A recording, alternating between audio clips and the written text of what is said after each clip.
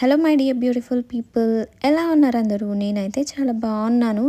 Actually మేము కొత్తిమీరని last few months నుండి ఎంత ట్రై చేసినా అవి గ్రోత్ అయితే లేకుండా ఉండింది.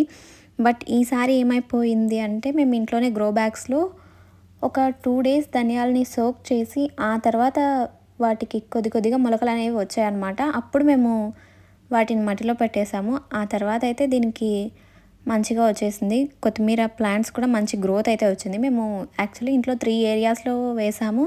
3 ఏరియాస్‌లో ధనియాలు పెట్టిన చోటంతా మంచిగా వచ్చేసిందనమాట కొత్తిమీర. సో, మీరు కూడా ఎప్పుడైనా ట్రై చేయాలి అనుకుంటే నా సజెషన్ ఏంటి అంటే ఒక 2 డేస్ ధనియాలని సోక్ చేసి ఆ తర్వాత ప్లాంట్ చేయండి. అప్పటికి వీటికి రూట్స్ మంచిగా వచ్చేసి ఉంటాయి కాబట్టి అంటే మొలకలొస్తాయి కదా! సో, కాబట్టి త్వరగా ఇవి సీడ్స్ వచ్చేదానికి ఛాన్సెస్ ఉంటాయి. వీడియో నచ్చితే లైక్ చేసి నా ఛానల్‌ని తప్పకుండా సబ్స్క్రైబ్ చేసుకోండి.